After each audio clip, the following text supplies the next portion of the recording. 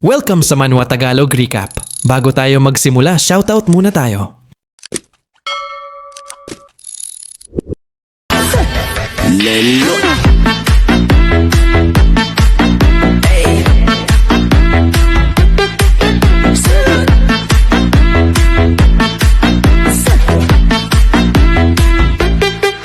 Aray ko.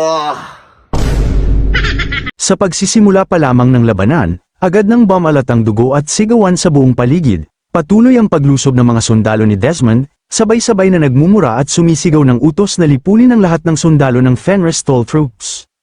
Sa kabilang panig ng tarangkahan, nakahanda na ang battering ram unit ni Desmond, determinadong wasakin ang gate ng fortress. Mabilis na nauwi sa matinding sagupaan ang magkabilang panig habang desperadong pinipilit ng mga mananakop na makuha ang kuta. Sa gitna ng kaguluhan, nagharap ang dalawang veteranong mandirigma, nagbanggaan ang kanilang mga sandata sa malalakas na hampas, walang bakas ng pag-aatubili o pagsuko sa alinman sa kanila. Nagtagpo ang kanilang mga tingin, tila pareho nilang nababasa ang susunod na galaw ng isa't isa. Dahil dito, walang kahit isang atake ang basta nakakalusot. Bawat malakas na indayog ng espada ng kalaban ay agad na nasasagot ni Jillian gamit ang kanyang palakol, eksaktong mga kontra na puno ng disiplina at lakas.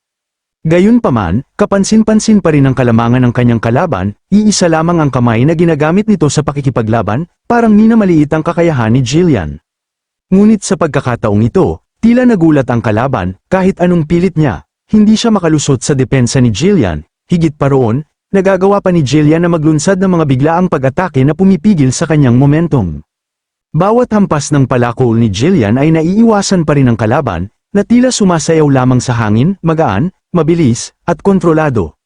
Nang madaplisan ang kanyang balabal, biglang sumilay ang ngiti sa kanyang mukha, isang ngiting may halong tuwa at pagkagulat, hindi niya inaasahan na maabot siya ng ganoong uri ng galaw, isang kalayaang bihirang makita sa mga mandirigmang sumusunod sa mahigpit na disiplina ng mga kabalyero, at lalo itong nagpaigting sa kanyang pananabik sa laban.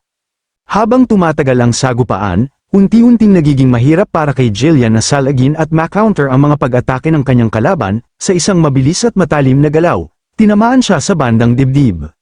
Nanlaki ang kanyang mga mata sa gulat habang napatingin siya sa sugat na kanyang tinamo, ramdam ang bigat ng pinsalang iniwan ng atake.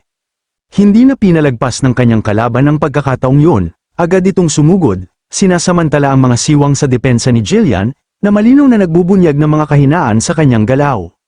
Sa huling dagok, tumalsik lamang ang dugo sa hangin, isang tahimik ngunit mabigat na tanda ng tinapos na sagupaan. Kasabay nito, unti-unting lumipat ang eksena sa harapan ni Desmond, na nakatayo sa tapat ng tarangkahan ng fortress, kita sa kanyang mukha ang iritasyon nang mapansin niyang halos walang gasgas o bitak ang pintuan sa kabila ng walang humpay na pambubugbog dito. Dahil dito, hinutusan niyang itigil na ang paggamit ng battering ram at agad na pauurungin ang unit na humahawak nito. Tinawag niya ang kanyang salamangkero, si Willow, na matagal na niyang inatasan para sa tungkuling yun. Siya na ngayon ang hahawak sa susunod na hakbang, wasakin ang tarangkahan gamit ang mahika. Walang pag-aatubiling sinimulan ni Willow ang kanyang gawain, pinakawalan niya ang kapangyarihang matagal na niyang iniipon, at sa isang iglap ay tumaas ang mapanirang mahika.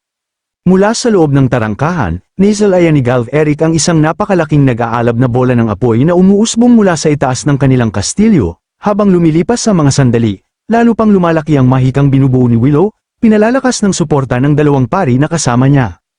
Bagamat pawisan at halatang inuubos ang lakas, makikita sa mukha ni Willow ang ngiting puno ng kumpiyansa at tagumpay, isang malinaw na pahiwatig na ang muling pagpigil sa mahikang ito ay hindi na magiging madali tulad ng dati.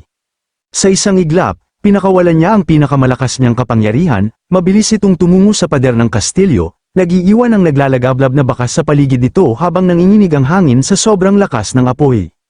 Wala nang nagawa ang mga tagapagtanggol ng Fenris kundi ang maghanda sa paparating na impact ng nag-aapoy na bulang yun. Sa sumunod na sandali, sumabog ang tarangkahan ng kastilyo, nagdulot ng napakalaking pinsala sa harapan nito. Nang masaksihan yun ni Desmond, sumilay ang ngiti sa kanyang labi, alam niyang tapos na ang laban para sa tarangkahang yun. Nang makita ng kanyang mga sundalo na tuluyan ng nabuksan ang gate, sabay-sabay silang sumigaw at agad na sumugod, ang hukbong impanterya at kabalyeriya ay walang pag-aatubiling lumusob, handang sakupin ang fortress. Samantala ang naudlot na sagupaan nila kanina ay hindi pa tuluyang nagtatapos, sa mismong sandaling inakala ng kanyang kalaban na tapos na ang laban, nagawa ni Jillian na ilihis ang paparating na atake gamit ang maliit na espadang nakatago sa kanyang likuran, isa itong galaw na hindi inaasahan, isang hakbang na lubos na ikinagulat ng kanyang kalaban. Ngayon, 2 sandata na ang hawak ni Jillian, gayunpaman, kapansin-pansin pa rin na hindi pa rin ginagamit ng kanyang kalaban ang isa nitong kamay, subalit sa pagkakataong ito, malinaw na nagbago ang takbo ng laban, ang bentahe ng paggamit ng 2 sandata ay nagsimulang magpakita ng epekto, unti-unting binabago ang balanse ng kanilang sagupaan. Sa isang iglap, inabot ng kalaban ang espada ni Jillian at hinarang ito gamit ang kanyang hubad na kamay, huminto ang banggaan ng kanilang mga sandata, tila nagyelo ang sandali habang nagsasalpukan ng kanilang lakas at determinasyon. Sa loob ng saglit na yun, malinaw na ipinahiwatig ng kalaban ang kanyang paghanga na may halong panghihinayang, isang pagkilalang sayang ang talento ni Jillian kung hindi ito nahubog sa mas matinding pagsasanay, kasabay nito, dama rin ang kanyang pagkaalam na ang kuta ay malapit ng bumagsak, at ang kanilang duelo ay maaaring hindi na matapos pa. Sa kabila ng lahat ng yun, nanatiling tahimik si Jillian, wala siyang sinabing salita, walang ipinakitang pag-aalinlangan, ang kanyang katahimikan ay tila sagot na rin, isang malinaw na pahiwatig na hindi pa siya tapos lumaban.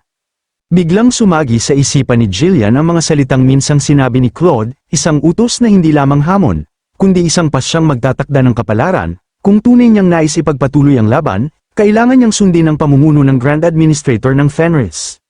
Naalala rin niya ang pagkagulat ni Alf Oil noon, ang pagdududa sa pagkatao ni Claude, isang lalaking inakala ng marami na isa lamang alipin, ngunit malinaw ang tindig ni Claude sa sandaling yun, hindi siya basta tagapaglingkod, kundi ang Grand Administrator at pansamantalang pinuno ng Fenris, isang posisyong higit pa sa inaasahan ng sinuman. Habang nakikinig ang lahat sa loob ng silid, ipinaliwanag ni Claude ang kalagayan ng kanilang kuta, hinarap sila ng kaaway na may hukbong kayang magpabagsak ng isang bansa, isang ganap at walang awang paglusob, gaano man kahusay ang kanilang paghahanda, imposible nilang mapantayan ang napakalaking agwat sa bilang ng mga sundalo.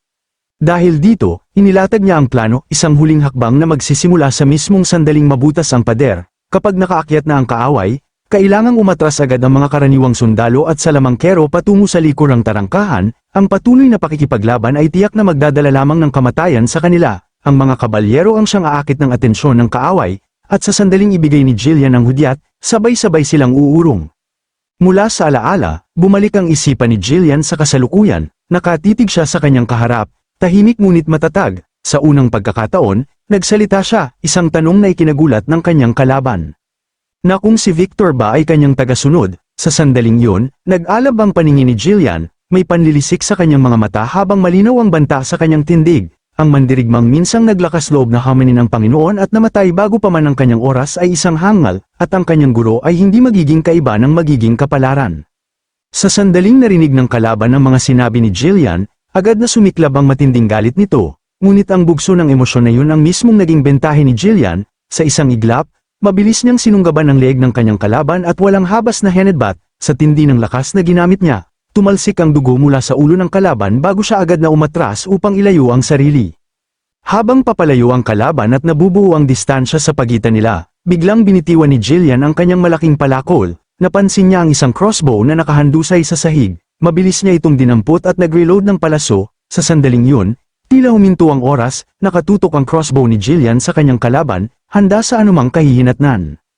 Ang kanyang kalaban ay halatang asar na asar sa ginawang yun, malinaw ang pagkainis sa kanyang kilos, ngunit sa halip na pakawalan ng palaso patungo sa kanya, biglang kinalabit ni Jillian ang gatilyo sa ibang direksyon, lumipad ang palaso patungo sa isang kampanang tanaw mula sa malayo, at sa sumunod na sandali ay umalingaw-ngaw ang tunog nito sa buong paligid. Ayon sa plano, tumunog ang kampana, isang hudyat na narinig ng lahat. Hindi maunawaan ng kalaban ni Jillian ang kahulugan ng nangyari, nanatili lamang natahimik si Jillian, nakatayo ng tuwid bago biglang lumundag palayo, tuluyang iniiwan ang kanyang kalaban sa gitna ng pagkalito. Sa kanyang isipan, inakala ng kalaban na ito ay isang anyo ng pagtalikod sa laban, isang kilos na para sa kanya ay tanda ng kahinaan, ngunit ilang saglit lamang ang lumipas nang mapansin niya ang kakaibang katahimikan sa paligid. Napatingin siya sa kanyang paligid at sa kanya napagtanto ang katotohanan, sila na lamang ang naroroon, bigla nang naglaho ang mga sundalo ng Fenris, tila parang bula na naglahong kasabay ng ingay ng digmaan. Dahil dito, nagsimula ring magtaka ang kanyang mga tauhan, nagtatanong kung dapat ba nilang habulin ang umatras na hukbo, ngunit sa halip na magutos ng paghabol, isang mas mabigat na pakiramdam ang bumalat sa kanya, isang malinaw na hinalang may mali sa takbo ng mga pangyayari. Dahil dito, napilitan siyang magnilay sa mga kaganapan, sa kanyang isipan, malinaw ang isang bagay, ang mga tagapagtanggol ng fortress ay handang ialay ang kanilang buhay upang ipagtanggol ito, kaya't kahit tuluyan ang nabutas ang tarangkahan, labis na kainahinala ang biglaang pag-atras nila, masyadong madali, masyadong tahimik. At sa mismong sandaling yon, may bigla siyang napagtanto. Sa kabilang dako, makikita sina Jillian na patuloy na umatras patungo sa likurang tarangkahan, kitang-kita ng kaaway ang kanilang paglabas, dahilan upang magsigawan ang mga humahabol, kumbinsidong ang natitirang puwersa ng Fenris ay tumatakas matapos ang lahat ng nangyari. Nagpatuloy ang walang humpay na habulan hanggang sa bunganga ng pintuan, nakatuon ang pansin ng mga kalaban sa likuran ni Jillian, sa mga umatras na sundalo, kaya't hindi nila napansin ang panganib na naghihintay sa unahan. Sa mismong daanan palabas, nakapwesto na ang pinakamalakas na salamangkero ng Fenris, si Vanessa. Tahimik ngunit matatag ang kanyang tindig habang inihahanda ang gagawin niyang hakbang. Sa isang iglap, pinadaloy niya ang isang bugso ng napakalakas na aura. Ang kapangyarihang yun ay umalimbukay sa paligid niya, handang lamunin ang anumang harang sa kanyang harapan at tuluyang tapusin ang laban sa isang bagsak na hakbang.